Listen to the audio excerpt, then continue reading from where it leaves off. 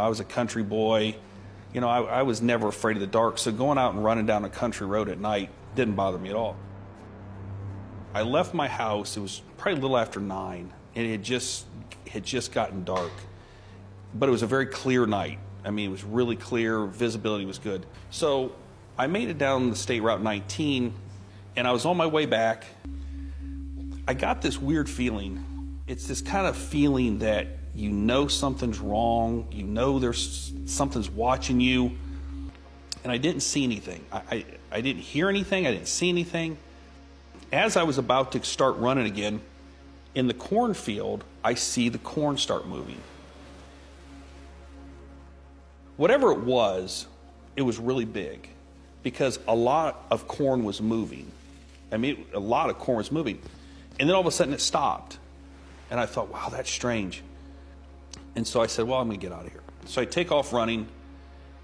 And when I took off running, whatever was in the corn takes off running too. But this thing started running with me. And when I say it started running with me, it was pacing me. And it kind of freaked me out, so I stopped.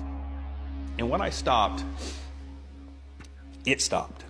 So I stood there, and as I stood there staring at the corn, I mean, not a single stalk moved. I mean, it was perfectly just still. And when I took off, it takes off simultaneously. And it's pacing me. And I start running faster, and it starts running faster. I realize this thing's stalking me. Whatever's in the corn. When I get to Route 4 and I turn left to go home, I'm going to run right into it. I'm going to intersect with it.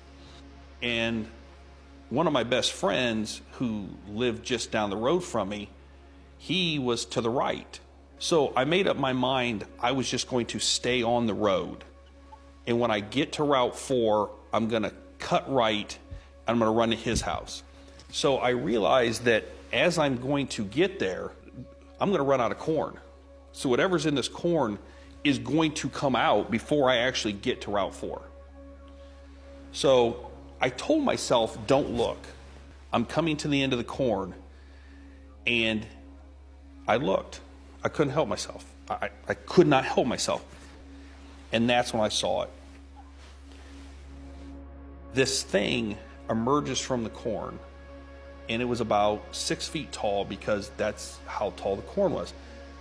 And it had the head of a dog, high pointed ears, and its shoulders were rolled and its arms were long. And I remember it just turned its head like this and looked at me. I saw its head, I saw the ears, and the only frame of reference that I had was it looked just like the Egyptian god Anubis. That's the best way I could describe it. Looked like, or anything like that. But I saw its torso, but when it turned and looked at me, it just looked like it had this massive chest. So I take off across Route 4. So I'm gunning it as fast as I can. This thing has dropped to all fours and is chasing me. As I'm getting closer to my buddy's house, I knew that they had an in-ground pool, and they had a fence around, a chain link fence. So I jump and I throw my feet up like in the air, like the old Fallsbury flop high jump. I land in like a stumbling motion, and I just dive headfirst into the pool. And I'm blowing out my breath, and I'm going down, and I can still feel it sliding down because the pool was 10 feet deep. And I'm sliding down, I blow all the air out, and I get to the bottom, and I somehow pinch my nose, and I look up, and I'm fully expecting to see this thing with the rolled shoulders and the dog head and the big chest sitting on the side of the pool. But it seemed like a long time I was on the bottom of the pool, and I'm looking up, and I'm looking up, and I don't see anything. So I'm like, oh, thank God. I climb up out of the pool, and I run, and I rip that door open. I slam the door, and I remember screaming, turn the lights out, turn the lights out.